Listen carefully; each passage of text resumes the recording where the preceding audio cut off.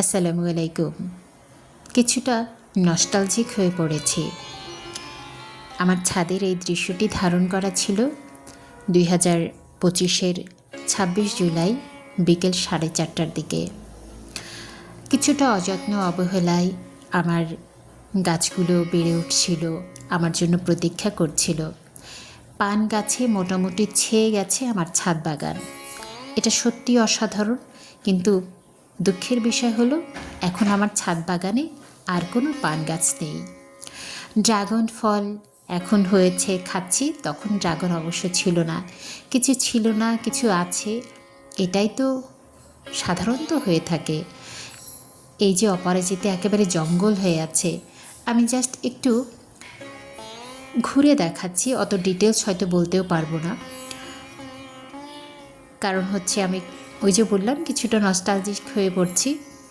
ওই সময়টাতে মেবি আমি খুব হসপিটালে আসা যাওয়া করছি, বাগানের যত্ন নিতে পারছি না, তারপরেও আমার গাছগুলো কিন্তু আমাকে ভুলে যায়নি। মোটামুটি ওরা নিঃস্ব হয়েও আমার জন্য বেঁচে ছিল। এটা একটা আমার জন্য খুব ভালো একটা ব্যাপার, এবং আমার মনে হয় যে আমার ছাদ বাগান আমার ভেতরের প্রাণ সঞ্চার করে। আলহামদুলিল্লাহ। ছাদ বাগান করতে ভীষণই কষ্ট, যেহেতু সব কাজ আমি নিজ হাতে করি। ভারী কাজ হলে তখন সেটা ভিন্ন কথা, তখন হয়তো আমি লোক নিয়োজিত করি, কিন্তু আমার পক্ষে যতটা করা সম্ভব আমি কিন্তু নিজেই করে থাকি। এই গাছের প্রুনিং করা, এই গাছের খাবার দেয়া, ঘাস তোলা, মানে ইন অ্যান্ড এভরিথিং, ছাদ পরিষ্কার করা।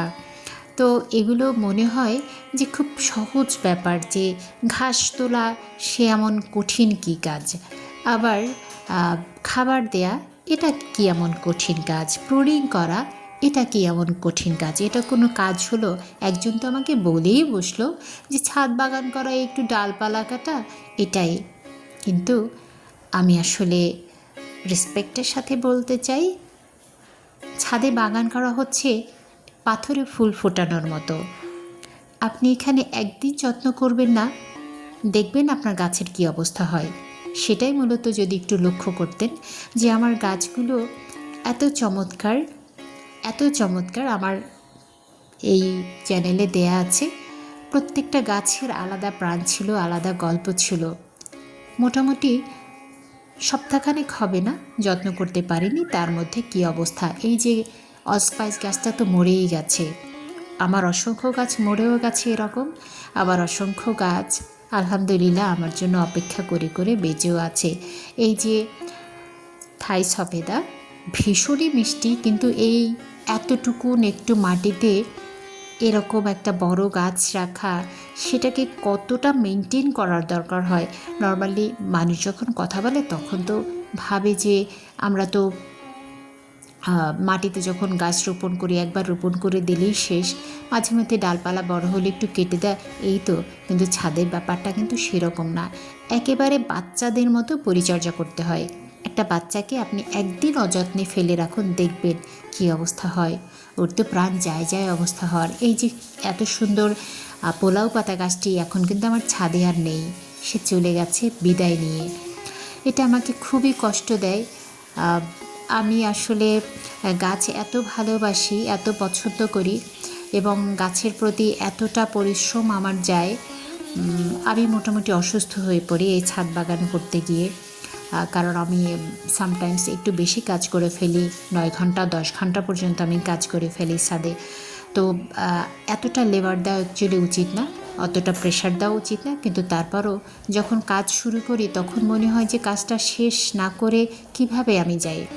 তো সেই জায়গা থেকে বলছি যে আমার ছাদ বাগান করতে যতটা পরিশ্রম হয়, এবং যত ছাদ বাগানই আছেন প্রত্যেকের ক্ষেত্রেই এমন, অ্যাকচুয়ালি ত্বক পুড়ে যায় যখন আপনি গাছের চেহারা ভালো দেখতে চাইলে নিজের চেহারা কখনোই আপনি আয়নাতে ভালো দেখতে পাবেন না, খুব স্বাভাবিক ব্যাপার।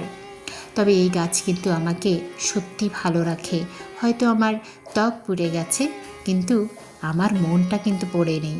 তো সেই মন যদি সতেজ, ফ্রেশ, রিফ্রেশ রাখতে চায় কেউ, তাহলে আমার মনে হয় তার ছাদ বাগান করা উচিত।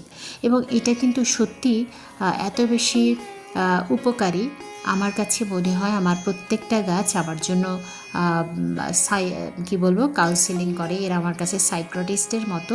কারণ হচ্ছে আমি যখন খুব অসুস্থ বোধ করি, আমি যখন খুব দম বন্ধ হয় একটা উপক্রম হয়, তখনই আমি ছাদে চলে যাই দৌড়ে, এবং সেখানে গিয়ে আমি যখন গাছগুলোর দিকে তাকাই, সত্যি মন প্রাণ সুস্থ হয়ে যায়।